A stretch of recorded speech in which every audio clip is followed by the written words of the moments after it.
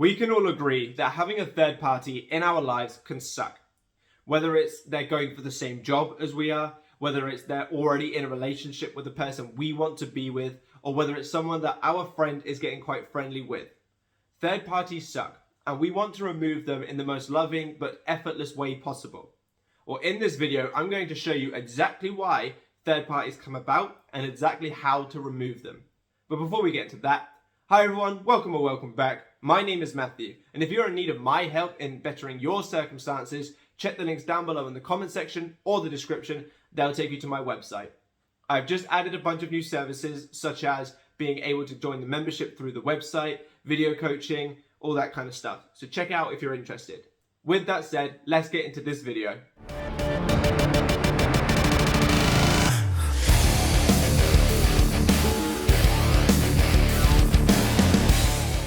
As I just mentioned, third parties don't need to be just romantic interests of your specific person. Anything where someone else feels like they are stopping you from getting your desire is technically classed as a third party. But what you should do to identify why your third party has come into play is at the time of them coming in or just before, see if you can find any particular thought patterns that go against you, as in, I'm not worthy of this thing, I'm not deserving, I'm not qualified. What if someone else can take my person? What if someone else has a better body than me and my person's interested? What if someone else is more qualified for this job? Anything that would kind of refer to you as not being good enough or someone else being better. If you are able to identify these sort of general thought patterns, you will be able to see why your third party has come in. But the reason that these thought patterns create this third party is your subconscious mind does not have eyes. All it knows is what you continuously tell it. And it doesn't know right from wrong, true from false, good from bad. Which means if you keep telling it a certain thing, it will impress it. Now let's say, for example, you are saying to yourself, what if someone else goes for this job, or I'm not qualified for this job?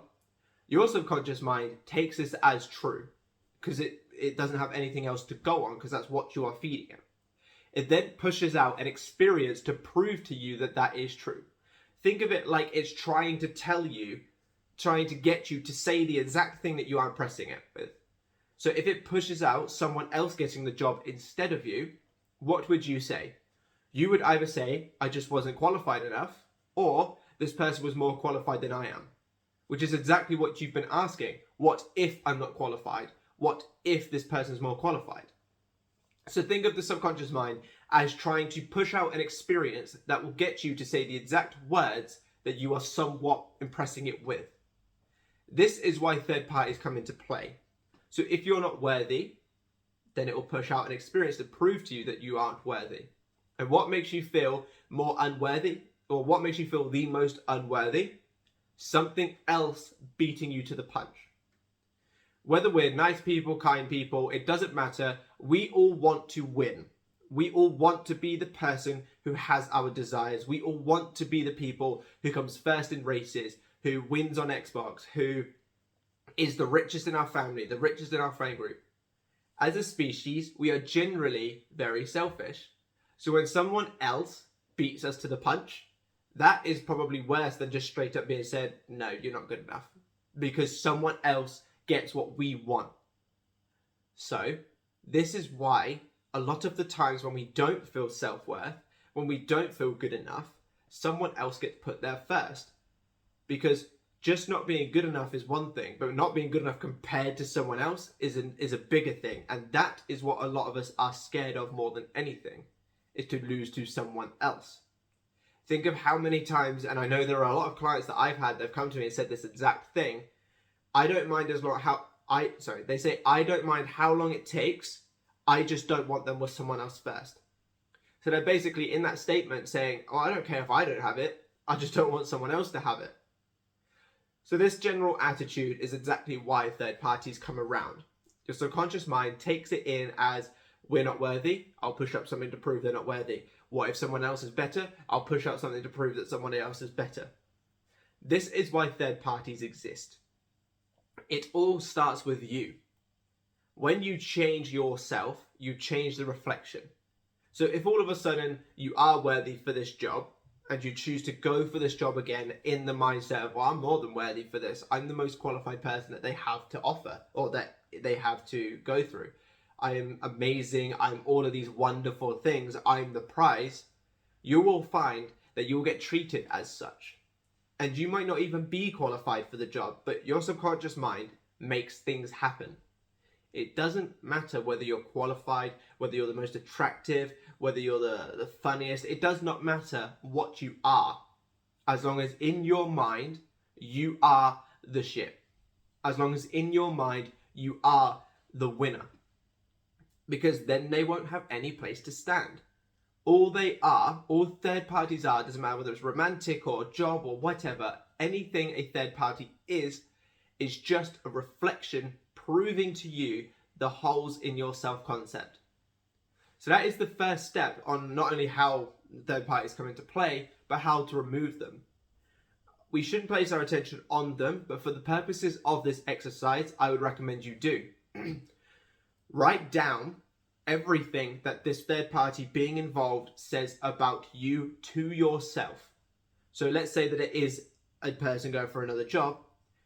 This person getting this job means that I'm not qualified enough. This person getting this job means that I'm not good enough. This person getting this job means that I'll have to wait longer to get like an opportunity. This person getting this job means that all the work I've done has gone for nothing. Just as many things as you can write out about what this third party's existence means for you. And then hopefully you should have like a list. And then what you do is you create statements or scenes that imply the opposite. So if it is, it makes me feel like I'm not qualified, you will create a statement of, I am more than qualified to be a HR representative or whatever the job is you're going for. Or if it's like a visualization, you could visualize yourself in an interview for a job you want, and they're like, wow, you are more than qualified for this job. Or your manager offering you the job saying, I'm surprised you wanted to go for this one, considering you are more than qualified. You want to flip the statement, and then you want to drill this into your subconscious mind. Just like you originally saying, I'm not good enough, I'm not qualified enough, I'm not worthy enough, what if someone else is more qualified, and you kept having these repeated thoughts, do the same for the new assumptions.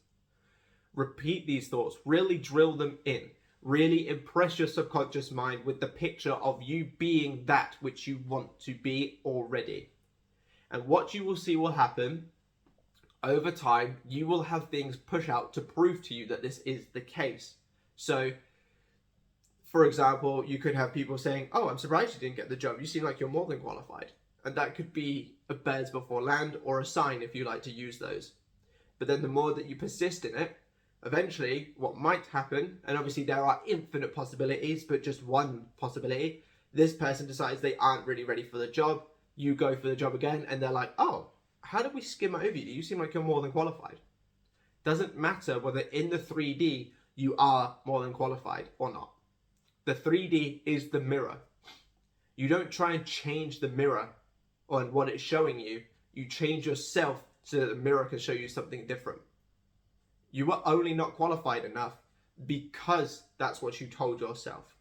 Or related to third party, like romantic, you are not good enough only because you said you weren't good enough.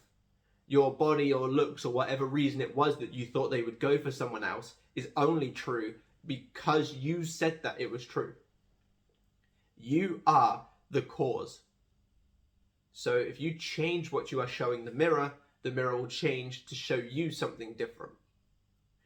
So that's one way. You change your self-concept. You dig up the root of why this third party exists. Think of it like I'm not worthy as a seed of itself, and then this grows into being a third party's existence. If you unearth that seed and bin it, that third party plant, or whatever you want to say, is gone. You've dug it up from the root and got rid of it. Affirming away a third party, which I don't agree with, which I'll get onto in a minute, but just simply affirming them away like, oh, they found someone else and they've gone over here. That is pretty much the equivalent of just cutting the plant at the top. You haven't killed it because the seed is still there.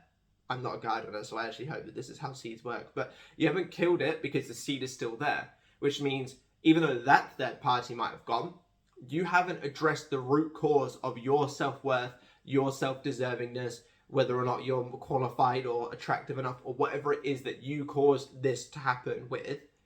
And therefore, it will probably just reflect from someone else. They'll get another third party, or there'll be another candidate, or whatever is in your situation. So the first thing that you want to do is get to the root cause of what about your self-concept and self-worth made you plant this seed of a third party's existence to have the thing that you want to have. The second thing that you can do, and this is also extremely effective, but I definitely think should be used in conjunction with the first thing and not instead of the first thing, remove attention.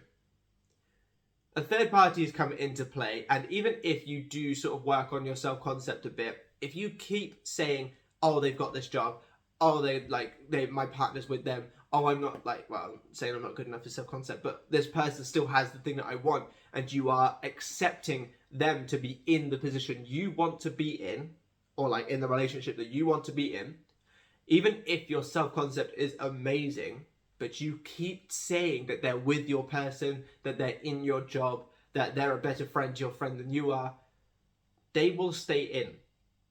Simply because you're holding that assumption true. Your assumptions are what create. You are the cause. And even if you change, think of it like a speck of dirt on the mirror. I'm trying to use the mirror analogy because I think it's really good. You can move all you like to change what the mirror is reflecting, but if you don't sort of wipe away what is on the mirror, it's still going to be there. Think of it like that. You have changed what you are showing the mirror by changing your self-concept, and therefore the mirror is reflecting that. But your mirror isn't fully clean because you keep leaving dirt on it. You keep assuming that this person is with your partner, or this person is in the job you want to be in. So the second thing that you should be doing is removing all attention from this third party's existence. Whenever they come to mind, you'll just be like, no, that is not true for me because I am in this job, because I am in this relationship, because I am the best friend this person will ever have. And you just say, no, I am in this position. This brings me back to why I said not to affirm things away. There are people who have had successes with saying third party has found someone else. Third party has moved away. There are successes with that. However, I've had a lot of people, a lot, it's probably one of the biggest things that I've had people come to me with, saying, I watched a video from XYZ coach and they said to affirm away the person, but when I affirmed them away, it just seemed to make things worse. The reason that I believe that this is happening, and the thing I think to fix it, you're still placing attention on them. If you are placing attention on them to remove them, so you've got this problem and you're trying to remove the problem, you are still placing attention on the fact that there is a problem. You are still putting your attention on this person exists in the thing that I want, I need to remove them. Instead of going straight to the solution of I am in this position, you are focusing on the problem. And where your focus goes, energy flows. Everyone says this, whether it's law of attraction, law of assumption, doesn't fucking matter.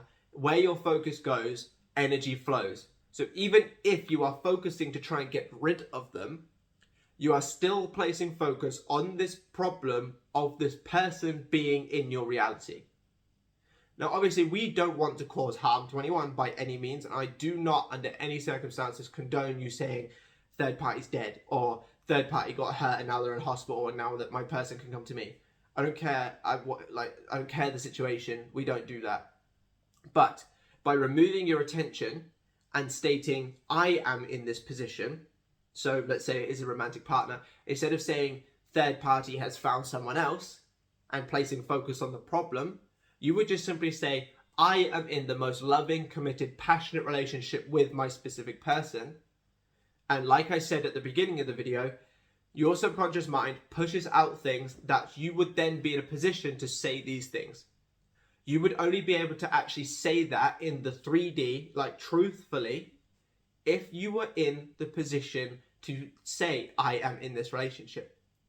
And to get you there, the third party must be removed.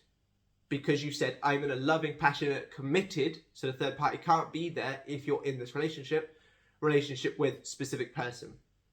which means your subconscious mind soaks this in and then pushes this experience back out so that you can then say, I am in a loving, passionate, committed relationship with a specific person. And as part of this, as part of the bridge of incidents to get you from point A to point B, so A being third party's existence, B being in this relationship, the third party must then fall off, and then something else might happen, your person comes back to you. It is much easier and much less painful to simply remove them by removing attention than to remove them by focusing on them. Because when you're focusing on them, not only are you not doing the work to put you in that position, but you're still reminding yourself constantly that they are in this position. They are the person who has your specific person's love, or is earning the wage at your place, or is going to the cinema and having a laugh with your best friend. You are placing your attention on that, which is only going to hurt you more.